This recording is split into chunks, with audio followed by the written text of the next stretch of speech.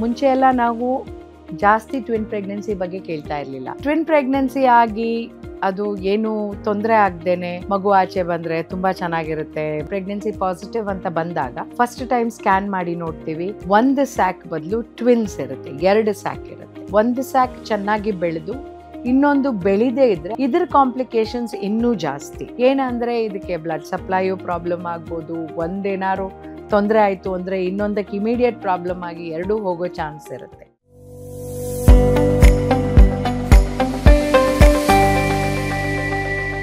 ನಮಸ್ಕಾರ, ನಾನು doctor Vidya Bhat, director Radhakrishna multi speciality hospital and IVF centre. Doctor boss ಚಾನೆಲ್ಗೆ ಸ್ವಾಗತ. ನೀವೆಲ್ಲ ಕೇಳಿದ್ದೀರಾ ಟ್ವಿನ್ ಪ್ರೆಗ್ನೆನ್ಸೀಸು. ಈಗ ಮುಂಚೆ ಎಲ್ಲ ನಾವು ಜಾಸ್ತಿ ಟ್ವಿನ್ ಪ್ರೆಗ್ನೆನ್ಸಿ ಬಗ್ಗೆ ಕೇಳ್ತಾ ಇರಲಿಲ್ಲ. ಬಟ್ ಈಗ ಈ IVF, IUI assisted reproductive technology ಇದರಿಂದ ನಾವು ಟ್ವಿನ್ ಪ್ರೆಗ್ನೆನ್ಸಿನ ತುಂಬ ಕೇಳ್ತಾ ಇದ್ದೀವಿ. ಈಗ ಟ್ವಿನ್ ಪ್ರೆಗ್ನೆನ್ಸಿ ಆಗಿ ಅದು ಏನು ತೊಂದರೆ ಆಗದೇನೆ ಮಗು ಆಚೆ ಬಂದರೆ ತುಂಬ ಚೆನ್ನಾಗಿರುತ್ತೆ. ಮಗು ಐಡೆಂಟಿಕಲ್ ಇರ್ಬೋದು, ಇಲ್ಲ ನಾನ್ ಐಡೆಂಟಿಕಲ್ ಇರ್ಬೋದು. ಅವ್ರನ್ನ ಜೊತೆಗೆ ಬೆಳೆಸೋದು, ತಾಯಂದ್ರ ನೋಡೋದು ತುಂಬ ಚೆನ್ನಾಗಿರುತ್ತೆ. ಬಟ್ ಈ ಟ್ವಿನ್ ಪ್ರೆಗ್ನೆನ್ಸಿ ಪ್ರಾಬ್ಲಮ್ಸಿಂದನೂ ಕೂಡಿರುತ್ತೆ. ಇದು ಏನು, ಫಸ್ಟ್ 3 ಮಂತ್ಸಲ್ಲಿ ವ್ಯಾನಿಷಿಂಗ್ ಟ್ವಿನ್ ಅಂತ ಆಗ್ಬೋದು. ಅಂದರೆ ನಾವು first time scan pregnancy positive ಅಂತ ಬಂದಾಗ ಫಸ್ಟ್ ಟೈಮ್ ಸ್ಕ್ಯಾನ್ ಮಾಡಿ ನೋಡ್ತೀವಿ, ಆವಾಗ ಒಂದು ಸ್ಯಾಕ್ ಬದಲು ಟ್ವಿನ್ಸ್ ಇರುತ್ತೆ, 2 ಸ್ಯಾಕ್ ಇರುತ್ತೆ. ಈ 2 ಸ್ಯಾಕ್ ಇದ್ದಾಗ ಅದು ಎರಡರಲ್ಲೂ ಹಾರ್ಟ್ ಬೀಟ್ ಬಂದು ಅದು ಬೆಳೆದ್ರೆ ಅದು ನಾರ್ಮಲ್ಲು. ಬಟ್ 2 ಸ್ಯಾಕ್ ಇದ್ದಾಗ ಒಂದು ಸ್ಯಾಕ್ ಚೆನ್ನಾಗಿ ಬೆಳೆದು ಇನ್ನೊಂದು ಬೆಳಿದೇ ಇದ್ದರೆ ಅದನ್ನು ನಾವು ವ್ಯಾನಿಷಿಂಗ್ ಟ್ವಿನ್ ಅಂತ ಹೇಳ್ತೀವಿ. ಇದು 6 ವಾರದಲ್ಲೂ ಆಗ್ಬೋದು, ಕೆಲವು ಸರಿ 8 ವಾರದಲ್ಲೂ ನಾವು ಒಂದು ಟ್ವಿನ್ ಹೋಗೋದು ನೋಡ್ತೀವಿ. ಇನ್ನು ಕೆಲವೊಮ್ಮೆ ಎರಡೂ ಚೆನ್ನಾಗಿ ಬೆಳೆದು 3 ತಿಂಗಳಲ್ಲಿ ಒಂದು ಬೇಬಿಗೆ ತೊಂದರೆ ಆಗೋದು ನೋಡ್ತೀವಿ. ಕೆಲವೊಮ್ಮೆ ಏನಾಗುತ್ತೆ, ನಾವು 3 ತಿಂಗಳಲ್ಲಿ ಸ್ಕ್ಯಾನ್ ಮಾಡಿದಾಗ ಒಂದು ಬೇಬಿಗೆ ತೊಂದರೆ ಇದೆ, ಇನ್ನೊಂದು ಬೇಬಿ ನಾರ್ಮಲ್ ಇದೆ ಅಂತ ಕೇಳ್ತೀವಿ. ಆ ಟೈಮಲ್ಲಿ ನಾವು ಈ ನಾರ್ಮಲ್ ಇರೋ ಬೇಬಿಗೋಸ್ಕರ ಆ ಇನ್ನೊಂದು ಬೇಬಿಗೆ ಏನೂ ಮಾಡೋಕ್ಕಾಗಲ್ಲ. ಬಟ್ ಕೆಲವು ಪೇರೆಂಟ್ಸು ಇನ್ಸಿಸ್ಟ್ ಮಾಡ್ತಾರೆ ಟ್ವಿನ್ ರಿಡಕ್ಷನ್ ಮಾಡ್ಬೋದಾ ಅಂತ. ಕೆಲವೊಮ್ಮೆ ನಾನು ಟ್ವಿನ್ ರಿಡಕ್ಷನ್ ಅಂದರೆ ಈಗ ಟ್ರಿಪ್ಲೆಟ್ಸ್ ಇದ್ದಾಗ ರೆಡ್ಯೂಸ್ ಟು 2 ಅಂದರೆ 3 ಪ್ರೆಗ್ನೆನ್ಸಿ ಇದ್ದಾಗ 2ಕ್ಕೆ ರೆಡ್ಯೂಸ್ ಮಾಡಿದಾಗ ಒಂದು ಪ್ರೆಗ್ನೆನ್ಸಿ ಹೋಗುತ್ತೆ, 2 ಚೆನ್ನಾಗಿರುತ್ತೆ. ಬಟ್ ಇದು ರೆಡ್ಯೂಸ್ ಮಾಡೋ ಟೈಮಲ್ಲಿ ಏನೋ ಒಂಚೂರು ವ್ಯತ್ಯಾಸ ಆದರೂ ಕೆಲವು ಸರಿ ರಿಸ್ಕ್ ಇದ್ದೇ ಇರುತ್ತೆ. ಅದರದ್ದು ಹೋಗಿರೋ ಬ್ಲಡ್ ಸಪ್ಲೈ ಅಥವಾ ಅದ್ರ ಇನ್ಫೆಕ್ಷನ್ನು ಇದಕ್ಕೆ ಸ್ಪ್ರೆಡ್ ಆದರೆ, ಇದೆರಡು ನಾರ್ಮಲ್ ಟ್ವಿನ್ಸ್ಗೆ, ಇಲ್ಲ 2 ಟ್ವಿನ್ನಲ್ಲಿ ಒಂದು ಟ್ವಿನ್ ಹೋಗಿ ಅದ್ರ ಇನ್ಫೆಕ್ಷನ್ನು ಈ ನಾರ್ಮಲ್ ಟ್ವಿನ್ಗೆ ಸ್ಪ್ರೆಡ್ ಆದರೆ ಅದು ಹೋಗೋ ಚಾನ್ಸ್ ಇರುತ್ತೆ.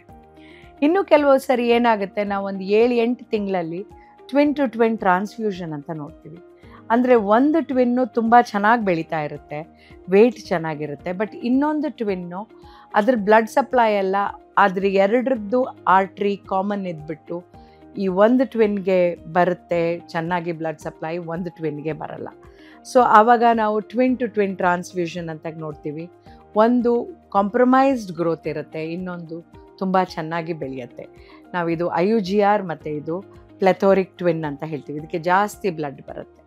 ಸೊ ಹೀಗೆ ಇದ್ದಾಗ ಏನು ಮಾಡ್ತೀವಿ ಅಂದರೆ, ಅದಕ್ಕೆ ನಾವು ಕ್ವಾಗ್ಯುಲೇಷನ್ ಆಫ್ ಬ್ಲಡ್ ವೆಸಲ್ಸ್ ಮಾಡಿಸ್ಬಿಟ್ಟು, laser coagulation of blood vessel ಮಾಡಿಬಿಟ್ಟು 2 ಟ್ವಿನ್ನ ನಾವು ಸೇವ್ ಮಾಡೋಕ್ಕೆ ನೋಡ್ತೀವಿ.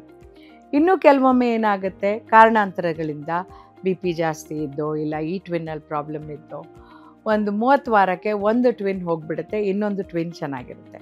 ಆವಾಗ ನಾವು ಆ ಚೆನ್ನಾಗಿರೋ ಟ್ವಿನ್ಗೋಸ್ಕರ ತಾಯಂದ್ರಿಗೆ ಲೋ ಮಾಲಿಕ್ಯುಲರ್ ವೇಟ್ ಹೆಪಾರಿನ್ ಅಂದರೆ ಇದರದ್ದು ಕ್ಲಾಟ್ಸು ಇನ್ಫೆಕ್ಷನ್ನು ಬರಬಾರ್ದು ಅಂತ ಆ್ಯಂಟಿಬಯೋಟಿಕ್ಸ್ ಮತ್ತು ಲೋ ಮಾಲಿಕ್ಯುಲರ್ ವೇಟ್ ಹೆಪಾರಿನ್ ಎಲ್ಲ ಕೊಟ್ಬಿಟ್ಟು ಈ ಟ್ವಿನ್ನ ನಾವು ಸೇವ್ ಮಾಡ್ತೀವಿ. ಸೇವ್ ಮಾಡಿಬಿಟ್ಟು ಅದನ್ನು ರೆಗ್ಯುಲರ್ ಫಾಲೋ ಅಪ್ ಮಾಡಿ, ಯಾವಾಗ ಈ ನಾರ್ಮಲ್ ಟ್ವಿನ್ ಅಂದರೆ ಚೆನ್ನಾಗಿರೋ ಟ್ವಿನ್ ತೊಂದರೆ ಏನೂ ಕಾಣಿಸುತ್ತೋ, ಇಲ್ಲ ಈಗ ಡೆಲಿವರಿ ಮಾಡಬೇಕು ಅಂತ ನಮ್ಗೆ ಅನ್ನಿಸ್ದಾಗ ಅದನ್ನು ಡೆಲಿವರಿ ಮಾಡಿಬಿಟ್ಟು ಇನ್ನೊಂದನ್ನು ಹೋಗಿರೋ ಟ್ವಿನ್ನು ತೆಗಿತೀವಿ. ಸೊ ಇದು ಎಲ್ಲ ನಾವು ನೋಡೋ ಟ್ವಿನ್ಸಲ್ಲಿ ಪ್ರಾಬ್ಲಮ್ಸು. ಕೆಲವು ಸರಿ ಏನಾಗುತ್ತೆ, ಒಂದೇ ಸ್ಯಾಕಲ್ಲಿ 2 ಟ್ವಿನ್ಸ್ ಇರುತ್ತೆ, ಮೋನೋ ಆಮ್ನಿಯಾಟಿಕ್ ಡೈಝೈಗಾಟಿಕ್ ಟ್ವಿನ್ಸ್ ಅಂತ. ಅಂದರೆ 2 ಟ್ವಿನ್ಸು ಬಟ್ ಒಂದೇ ಸ್ಯಾಕಲ್ಲಿ ಇರುತ್ತೆ. ಅದನ್ನು ನಾವು ಐಡೆಂಟಿಕಲ್ ಟ್ವಿನ್ಸ್ ಅಂತ ಕೂಡ ಹೇಳ್ತೀವಿ. ಇದ್ರ ಕಾಂಪ್ಲಿಕೇಶನ್ಸ್ ಇನ್ನೂ ಜಾಸ್ತಿ. ಏನಂದರೆ ಇದಕ್ಕೆ ಬ್ಲಡ್ ಸಪ್ಲೈಯು ಪ್ರಾಬ್ಲಮ್ ಆಗ್ಬೋದು, ಒಂದೇನಾದ್ರು ತೊಂದರೆ ಆಯಿತು ಅಂದರೆ ಇನ್ನೊಂದಕ್ಕೆ ಇಮಿಡಿಯೇಟ್ ಪ್ರಾಬ್ಲಮ್ ಆಗಿ ಎರಡೂ ಹೋಗೋ ಚಾನ್ಸ್ ಇರುತ್ತೆ. ಇದ್ರ ಮೇಲೂ ಒಂದು ಪ್ರಾಬ್ಲಮ್ ಇರುತ್ತೆ, ಅದೇನು ಅಂದರೆ ಕಂಜಾಯಿಂಟ್ ಟ್ವಿನ್ಸ್ ಅಂತ. ಅದು ಎಂಬ್ರಿಯಾನಿಕ್ ಪ್ಲೇಟ್ ಸಪ್ರೇಟ್ ಆಗದೆ ಇರೋ, ಐಡೆಂಟಿಕಲ್ ಟ್ವಿನ್ಸಲ್ಲಿ ಆ ಎಂಬ್ರಿಯಾನಿಕ್ ಪ್ಲೇಟು ಸಪ್ರೇಟ್ ಆಗೋಕ್ಕಿಂತ ಮುಂಚೆನೇ ಅದು ಗ್ರೋತ್ ಆಗಿ ಅಥವಾ ಅದು ಸಪ್ರೇಟ್ ಆಗದೆ ಇದ್ದರೆ ಟ್ವಿನ್ ಟು ಟ್ವಿನ್ ಟ್ರಾನ್ಸ್ಫ್ಯೂಷನ್ ಆಗೋ ಬದಲು ಅಥವಾ ಆ ಕಾಂಪ್ಲಿಕೇಶನ್ ಬದಲು ಇದೇನಾಗುತ್ತೆ ಅಂದರೆ ಕಂಜಾಯಿಂಟ್ ಟ್ವಿನ್ಸ್ ಅಂತ ಆಗುತ್ತೆ. ಈ ಕಂಜಾಯಿಂಟ್ ಟ್ವಿನ್ಸು ಅಂಟ್ಕೊಂಡಿರುತ್ತೆ, ಅಂದರೆ ಹೊಟ್ಟೆ ಅಂಟ್ಕೊಂಡಿರ್ಬೋದು, ತಲೆ ಅಂಟ್ಕೊಂಡಿರ್ಬೋದು, ಶೋಲ್ಡರ್ ಕೈ ಅಂಟ್ಕೊಂಡಿರ್ಬೋದು, ಇಲ್ಲ ಪೆಲ್ವಿಸ್ ಅಂಟ್ಕೊಂಡಿರ್ಬೋದು. ನೀವು ಸುಮಾರು ಮೂವೀಸಲ್ಲಿ ನೋಡಿರ್ತೀರ ಈ ಥರ ಕಂಜಾಯಿಂಟ್ ಟ್ವಿನ್ಸು ಅದನ್ನು ಸಪ್ರೇಟ್ ಮಾಡಿ ಆಮೇಲೆ ಅವ್ರನ್ನ, ಅಥವಾ ಆ್ಯಡ್ಸಲ್ಲಿ ಕೂಡ ನೋಡಿರ್ತೀರ, ಆಮೇಲೆ ಅವ್ರನ್ನ ಬೇರೆ ಮಾಡಿ ಅವ್ರನ್ನ ಬೆಳೆಸ್ತಾರೆ. ಕೆಲವು ಜೀವನೋಪಾಯಕ್ಕೆ ಆ ಕಂಜಾಯಿಂಟ್ ಟ್ವಿನ್ಸ್ ಕೂಡ ಹಾಗೆ ಒಂದು ಸರ್ಕಸ್ ಮೆಟೀರಿಯಲ್ ಆಗಿ ಇರೋದನ್ನು ನಾವು ನೋಡಿದ್ದೀವಿ. ಸೊ ಇದೆಲ್ಲ ನಾವು ಟ್ವಿನ್ಸಲ್ಲಿ ನೋಡೋ other side of the coin, ಅಂದರೆ ಕಾಂಪ್ಲಿಕೇಶನ್ಸು. ಟ್ವಿನ್ಸ್ ಏನೂ ತೊಂದರೆ ಇಲ್ಲದೆ ಚೆನ್ನಾಗಿ ಆಗ್ಬೋದು, ಬಟ್ ಇದೆಲ್ಲ ಕಾಂಪ್ಲಿಕೇಶನ್ಸ್ನ ಫೇಸ್ ಮಾಡಿ ಅದನ್ನು ತಾಯಿ ಪಾಪ ಎದುರಿಸ್ಬೇಕಾಗಿ ಬರುತ್ತೆ. ಅಲ್ಟಿಮೇಟ್ಲಿ ನಮಗೇನು ಬೇಕು, ಒಂದು ಒಳ್ಳೆ ಮಗು ಬೇಕು, ಆಮೇಲೆ ತಾಯಿ ಆರೋಗ್ಯವಾಗಿರಬೇಕು. ಅದಕ್ಕೋಸ್ಕರ ನಾವೇನೇನು ಪ್ರಿಕಾಷನ್ಸು ಮತ್ತು ಟ್ರೀಟ್ಮೆಂಟು ಬೇಕು ಮಾಡಬೇಕಾಗುತ್ತೆ. ಲೇಟೆಸ್ಟ್ ಹಾಗೂ ಇಂಟ್ರೆಸ್ಟಿಂಗ್ ಸುದ್ದಿಗಳಿಗಾಗಿ ಬಾಸ್ ಟಿವಿ ಕನ್ನಡ ಚಾನೆಲ್ನ ಸಬ್ಸ್ಕ್ರೈಬ್ ಮಾಡಿ, ಹಾಗೆಯೇ ಬೆಲ್ ಐಕಾನ್ ಪ್ರೆಸ್ ಮಾಡಿ. ಇದರ ಜೊತೆಗೆ ಫೇಸ್ಬುಕ್, ಇನ್ಸ್ಟಾಗ್ರಾಮ್, ಎಕ್ಸ್ನಲ್ಲೂ ಮಿಸ್ ಮಾಡದೆ ಫಾಲೋ ಮಾಡಿ.